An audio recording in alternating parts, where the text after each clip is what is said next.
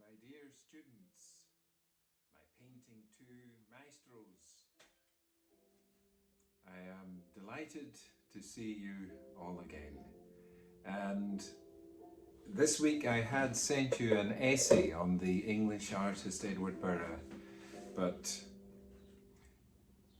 ignore the rather short deadline I gave you and make the deadline later, so don't worry about it. Have it in next week around the 26th.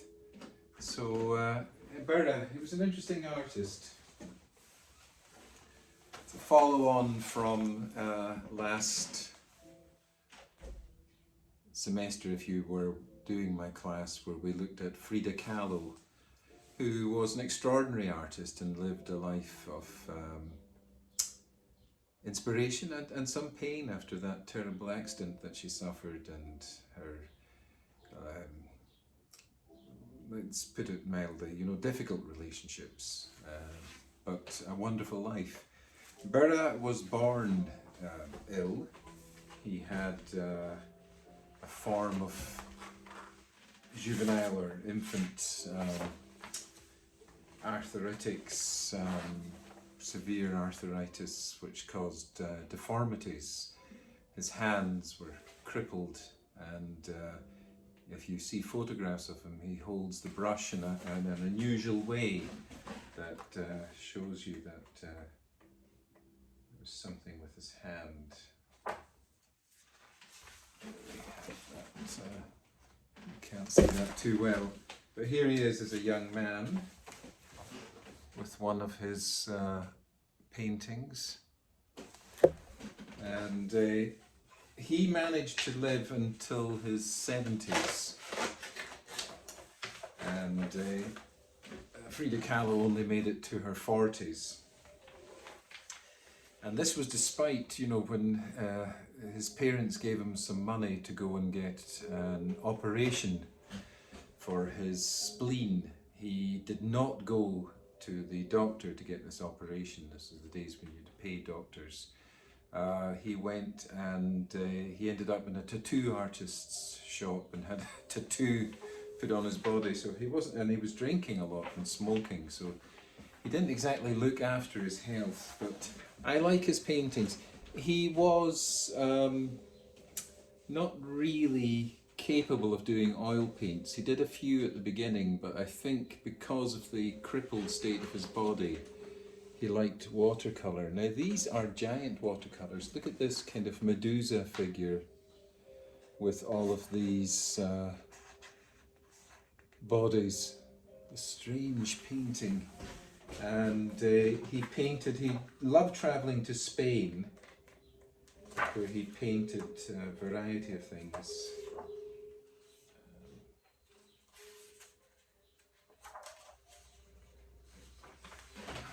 Something here with soldiers. He was alive during the war, so he saw these soldiers. Of course, he was incapable of joining in the war in such a state that he was in. I did hear say that when the war was started, he went out to all the local drugstores, or chemists as they're known in Britain, and he bought all the supplies of aspirin that was available so it would last him for as long as possible. He also did rather nice paintings of flowers. I like the fact that there's kind of not just bright colours but the dark colours as well to set them off. There's another one, a vase of flowers, watercolour.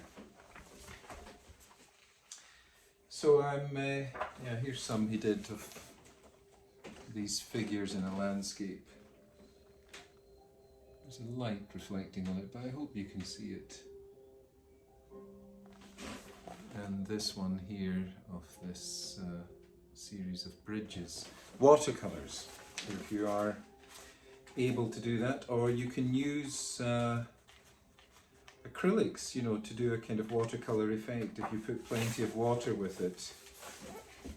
That's Edward Burrough. This is the complete catalogue, which I bought years ago, and unfortunately now is very expensive, but I've sent you a film about him, so I just want you to record your feelings about his paintings. Look at all these people carrying this huge teapot with some eyes peeking out from the top, and this mysterious figure. Great compositions, so I want you to look at that and jot down an essay, 200 or 300 words, just with your impressions. So now we're at the stage where you're going to be starting to do your second painting, and that is entirely up to you. You know, it's from your imagination. It can be anything. From last semester, you will remember this thing that I was working on if you were looking at it. I'd started it last semester. Let's see if I can get into it properly. Here we are. And it's starting to become complete. It's on this piece, which is about 24 inches by 30 inches. And here we are, that's it. It's this tunnel, which is in my hometown of Wick, and it's at a railway station. I spent a long time doing the greens, believe it or not. And if we go in close, you can see the detail that's involved in there. These birds are native to America, and I've been using them in paintings for a few years. So the spoonbills, there's something about them. Here's one coming out of the tunnel, escaping. So that was something that I spent ages doing, and if you were in my class last semester, you will remember the process of starting it, which was pretty awkward. Like this video, which is kind of falling all over the place. There I am, cookie angle. And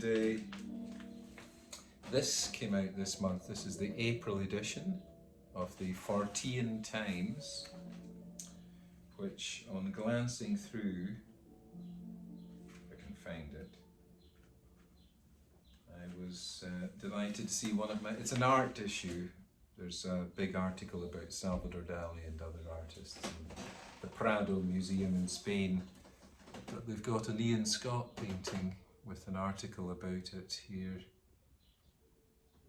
And this is, it's an international magazine, although it originates in Britain. And strangely enough, it wasn't a letter. You know, they've got it in the letter section, but it wasn't a letter. The editor took it up from another newspaper where this was in. It was my work in an exhibition in Edinburgh, in a place called the Open Eye Gallery. It was an online exhibition, so they must have got it from there. So that was something. The current issue, which is, let me see where it is. There you are. April 2021. So I don't know, you might be able to see it online. I mean, it might, I don't know how, unless you're going to a Barnes and Noble or something like that, you know, you might not find this too easily, you know, but it exists. Anyway, you know, we're going to talk over the next weeks about the second painting, and you're going to send me the images as you work it out and as you plan it, so I can see ideas emerging and give you guidance on how to do it. Some people are doing stuff very quickly, and if you're a quick painter who does something in minutes, then you'll have to do more paintings than someone who spends a long time. For instance, that painting with all the paraphernalia here took me months to do. You know, I'd only finished it like 2 or 3 months ago, and I started it last semester, so I don't like rushing into things. I like to go into them in a contemplative nature and find out things as I go along. But everyone's different. Some people rush into things Some people go more methodically and work their way into it. Everyone has their own different brain rhythm. There is no correct brain rhythm. There is only you becoming aware of your own body's needs and your own brain's rhythm so that you can go along with it. So that's that, and you know, I hope that you can get things worked out with the second painting and let me see it so I can give you advice.